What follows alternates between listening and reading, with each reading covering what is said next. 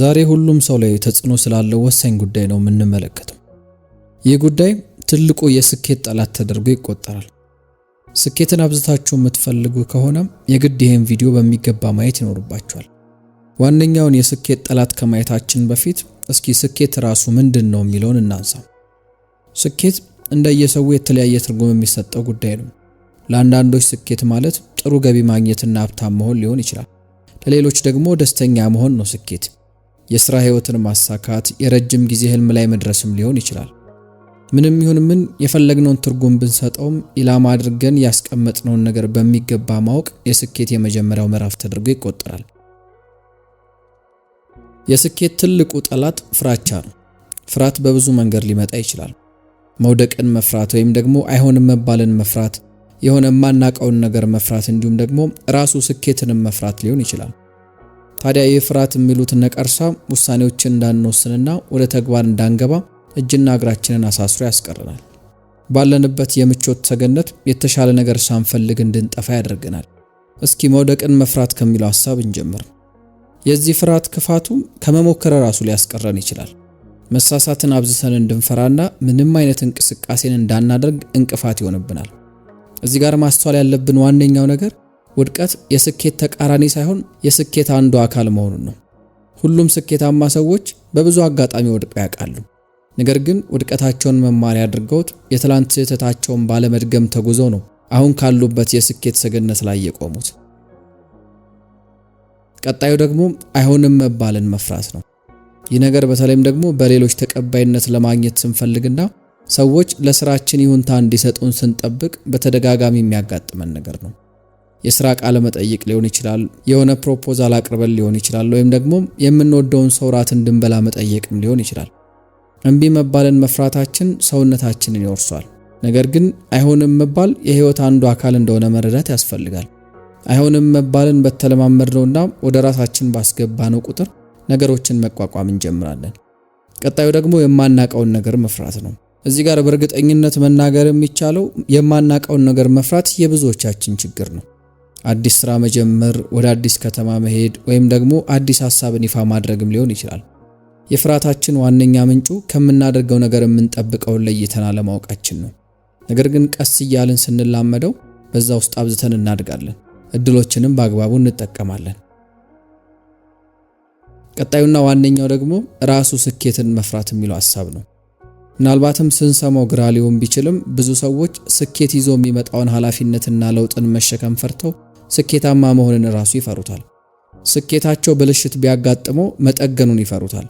እነሱ በሚያደርጉት እንቅስቃሴ በከፍተኛ ደረጃ የሚጨምረውን የሰዎች ጥበቃ ማስተናገድን ይፈራሉ።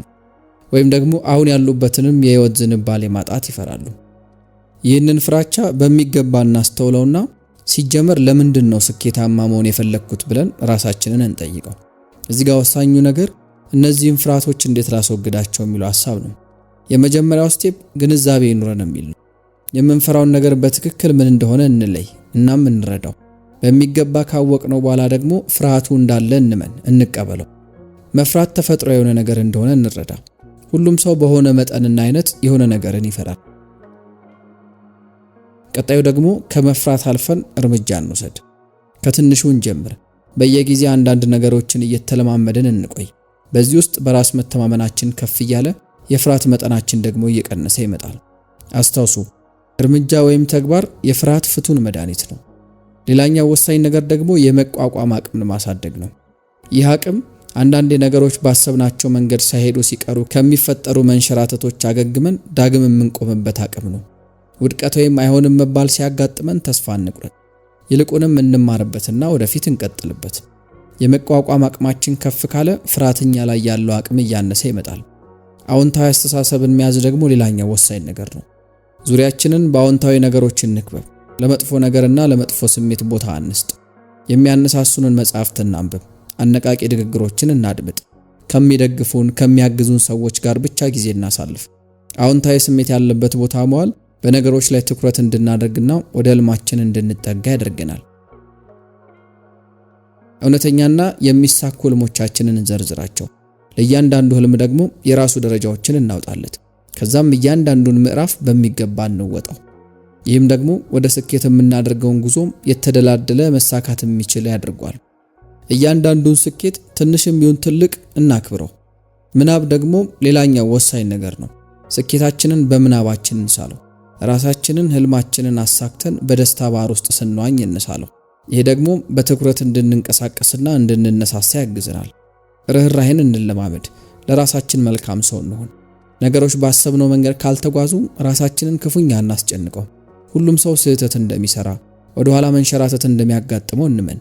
ዋናው ቁም ነገር ለነዚህ ስህተቶችና መንሸራተቶች እንዴት ነው ምላሽ የምሰጠው የሚለው ነው። ከውድቀታችን እንማር። የውድቀታችንን ምክንያት እንለይና እናርማቸው። ይህ ጉዞ እድገታችንን ያፋጥናል፣ ወደ ስኬታችንም ያቀርበናል። የሚመራን የሚያግዘን ሰው መፈለግ አናቁም። እነዚህ ሰዎች ትልቅ ለውጥ እንድናመጣ ያግዙናል። ስኬት በአንድ ጀንበር አይመጣም። ደጋግሞ መሞከር የማያቋርጥ እርምጃን ይፈልጋል። ለህልማችን ቁርጠኛ እንሁን። ወደፊት መጓዝን ድርድር ውስጥ አናስገባው። ለአዲስ ነገሮች ክፍት እንሁን። አዳዲስ እድሎችን እንጠቀም። ጊዜያችንን በአግባቡ እንጠቀመው። ኃላፊነቶቻችንን እናስቀድም። ጠቃሚ ነገሮች ላይ ብቻ እናተኩር። የጊዜ አጠቃቀም በጣም ወሳኝ ነገር ነው።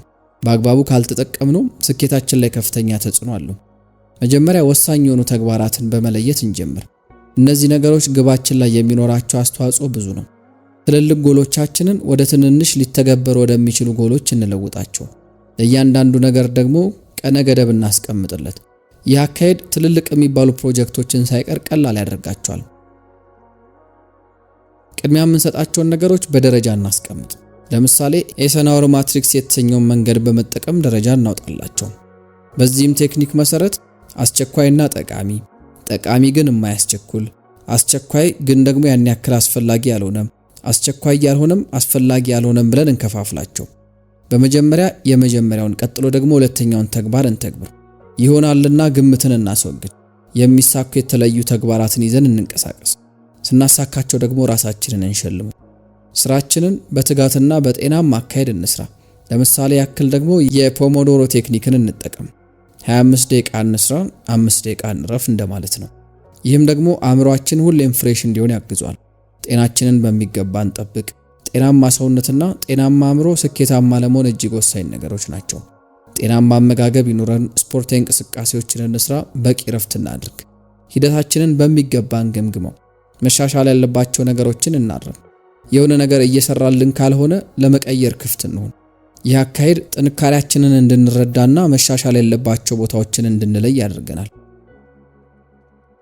ከነገሮች ጋር ቶሎ መላመድና ለነገሮች ክፍት መሆን ወሳኝ የሆነ ዘዴ ነው። ወደ ስኬት የምናደርገው ጉዞ በተለያየ አቅጣጫ እንድንመለከተው ያግዘናል። ተለዋዋጭ ሁኔታዎችን በቶሎ እንድንላመድና ለውጥ የሚያመጡ መፍትሄዎችንም እንድናፈልቅ ያግዘናል። ሁሌም ቢሆን አእምሮአችን ለነገሮች ክፍት ሊሆን ግድ ነው። ለመቀበል ዝግጁ የሆነ አእምሮ ከስኬታችንም ሆነ ከውድቀታችን ትምህርት ይወስዳል። እነዚህ አጠቃላይ ነገሮች በስኬት መንገዳችን ላይ በጽናት እንድንጓዝ በፍጹም ወደ ኋላ እንዳንል ያድርጉናል። ወደ ዋናው ነገር ስንመለስና ስናጠቃልለው ፍርሃት የስኬታችን ትልቁ ጠላት ነው። ነገር ግን ችግሩን በመረዳት እርምጃ በመውሰድ በአዎንታዊ አስተሳሰብና ቶሎ በማገገም ፍርሃታችንን አሸንፈን ህልማችንን ማሳካት እንችላለን። አስተውሉ፣ ስኬት ሂደት እንጂ የመጨረሻ መዳረሻ አይደለም። ስለዚህ ፍርሃት በፍጹም ወደ ኋላ እንዲጎትተን አንፍቀድለት።